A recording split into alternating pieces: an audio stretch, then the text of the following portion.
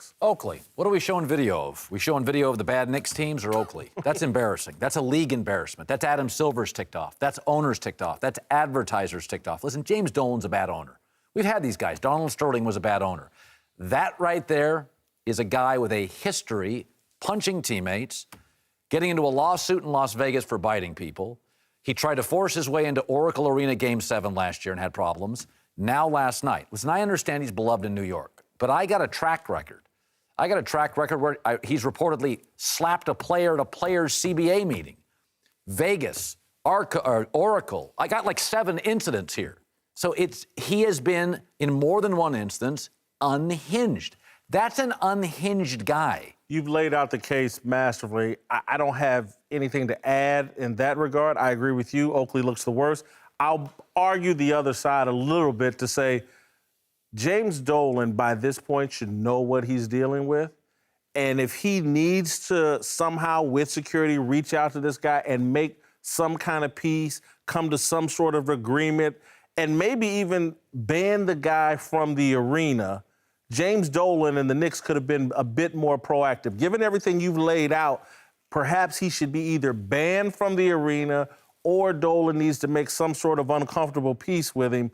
But again, that video, that behavior, he looks like a bully. The guy he's pushing is half his size. It's a bad look. He doesn't look good. There's no defending those actions. But I think the Knicks look worse because this is just one incident piled on top of several incidents where this year they've been all about drama. It started with Derrick Rose in the preseason and the sexual assault case. Then it goes to Derrick Rose just not coming to the game. Yeah. Just nobody knows where he is. Derek Fisher a year ago. Yeah. Now the team president is going after the best player publicly. And then this. It's just dysfunction. Like the Knicks are a laughingstock. And again, I'm not defending Oakley. Yep. I will say this, though. And obviously that's a strong statement the Knicks made today. Yeah. We don't know who's necessarily telling the truth. If Oakley is telling the truth that he just shows up, didn't say anything, and 4 minutes after he gets there, they're leading him out, which might be hard to believe. I'm not buying it. That's the only way to you can't justify pushing the people like that. That's the only way to justify the anger. Could I make this argument? Yeah. It's a totally dysfunctional organization. Derek Fisher's been made to look bad. Derrick Rose, Phil Jackson, a lot of people, right? Isaiah Thomas. Okay, it's a lot of people. Legend after legend. Charles Larry Brown, Oakley, Lenny Wilkins. But Charles Oakley is more emotional. Not every kid in my family can handle punishment the same way. And to your point, knowing that Oakley has a history of coming unhinged, there's a certain responsibility for James Dolan as the owner of the Knicks, because that makes them look bad. To your point, no fly zone. James Dolan should have put his arms around him in some instance earlier. Now again, I am not in any way defending Oakley. But I could make the argument that they've known about Charles and some of his emotional situations. No, there's no question about it. Oakley has tried to reach out to, according to him, to Dolan to sit down and get everything taken care of. And Dolan doesn't want anything to do with him. Oakley said he wouldn't even shake his hand. Well, then that could be an issue right there because you're right. You got to know your personnel and you have to know your former players, their temperament, and how to handle that. And I've seen that with other organizations to where you know the person that you're dealing with and you make certain that you have it insulated in a certain manner to where things don't happen. I think without question, we've already shown that the Knicks are a dumpster fire, black plume dumpster fire, and we all know that. But it's just not a good look being handcuffed in your suit, in front of tens of thousands of people. I mean, Charles Oakley looks the worst. I've been kicked out of places before.